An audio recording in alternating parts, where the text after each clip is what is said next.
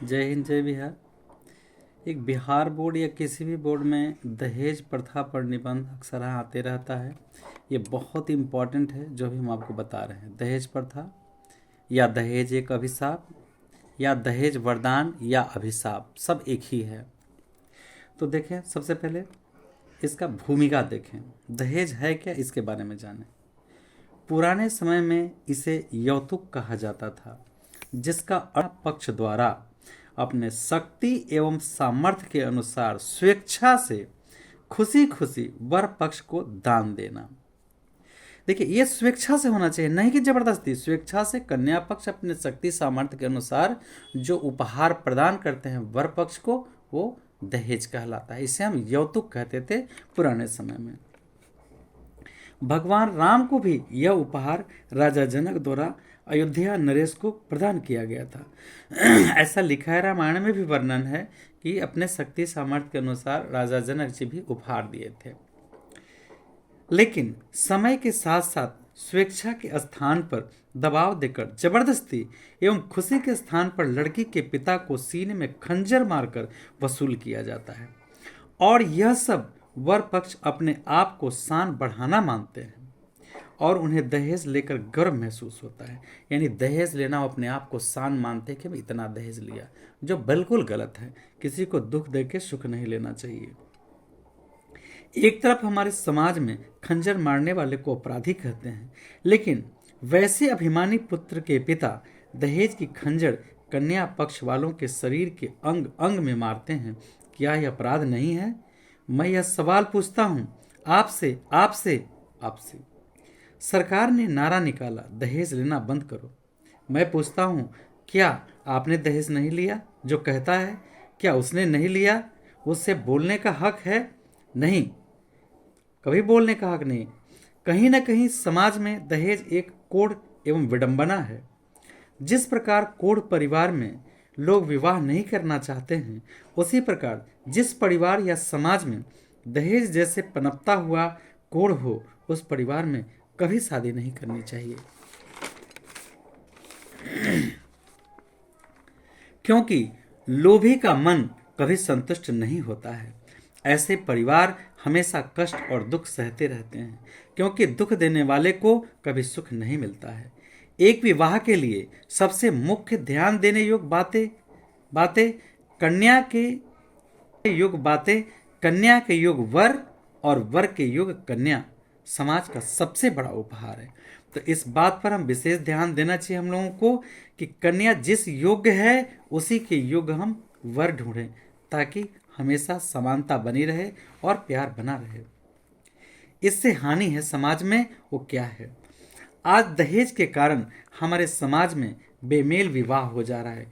कम उम्र के व्यक्ति को ज़्यादा उम्र वाले से, इस तरह से बहुत बड़ी एक बीमारी है। यह एक सुंदर सुशील गुणवान लड़की का विवाह किसी विवेकहीन जाहिल अपंग अपाहिज दौलतमंद की झोली में पड़ जाती है, जैसे किसी कसाई के घर में बंधी हुई गाय। उसे तो एक न एक दिन कटना ही होगा। अतः हमारे समाज में समूहों को शिक्षित कर सरस्वती की कीमत को समझना होगा, क्योंकि बेटियां लक्ष्मी ही नहीं सरस्वती भी है। यह बताना होगा कि हम जिनके उपज हैं वो नारी है, क्योंकि कहा भी गया है, नारी ने नर को जन्म दिया, नारी ने नर को जन्म दिया। एक ही कोख से पुत्र और पुत्री दोनों का जन्म होता है, किंतु पुत्री के जन्म पर जहां परिवार के चेहरे पर उदासीनता की काली घटा मंडराने लगती है, तथा पुत्र के जन्म लेने पर सोने की थालियां, धातु की थालियां बजाई जाती है। पुत्र को परिवार और कुल दीपक कहा जाता है, भले ही आगे चलकर वह कुपुत्र क्यों न निकले। माता पिता को देखकर एक सेवा क्यों न करे। जन्म से ही माँ अपने लड़की को पराया धन कहना प्रारंभ कर देती है। कन्या स्वयं को दबी एवं असहाय अनुभव करती है। ये जन्म से ही कन्या स्वयं को दबी एवं असहाय अनुभव करती है, जबकि पुत्र उभरा हुआ और चमकता है। महाकवि कालिदास अभिज्ञान शकुंतलम में बोल रहे हैं, कन्या का पिता होना भी कष्टकारक है। उनकी विपत्तियों को पार करना अत्यंत कठिन है। इसका कारण दहेज है। सभी धर्मों में सबसे बड़ी विडंबना की बात यह है कि नारी को इस्तेमाल की वस्तु समझी जाती है, यहाँ तक कि पैर की जूती समझी जाती है।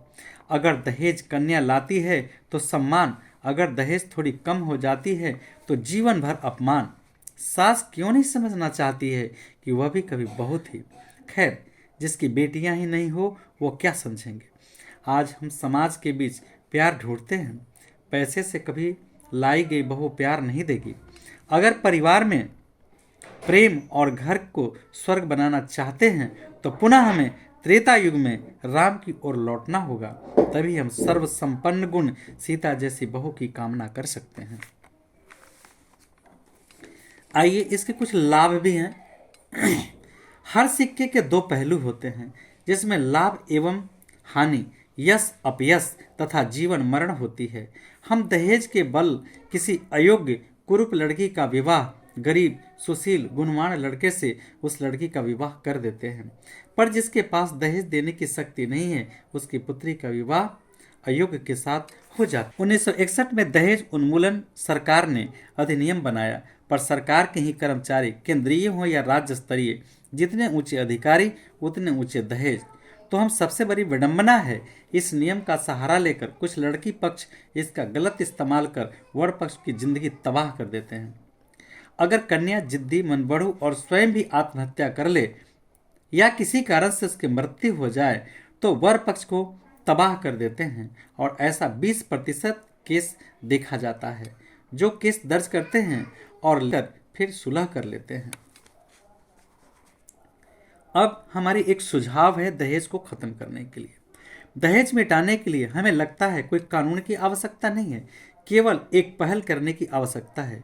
बेटियों पर भरोसा करके केवल उसे शिक्षित नहीं बल्कि उसका संपूर्ण सर्वांगीण विकास करना होगा।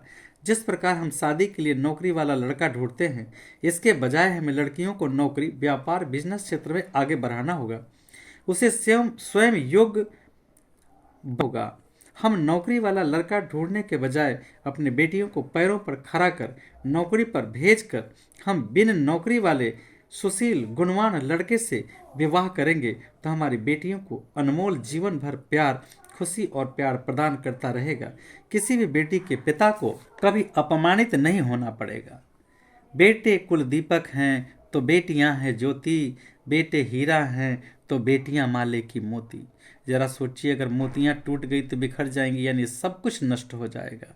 इसलिए बेटे कुल दीपक हैं तो बेटियां हैं ज्योति, बेटे हीरा हैं तो बेटियां माले की मोती। बेटे हैं भाग्य से तो बेटियां सौभाग्य से। ध्यान दीजिए जरा, दुल्हन ही दहेज है, दुल्हन ही दहेज है, दुल्हन ही दहेज है। जय हिंद, जय बिहार।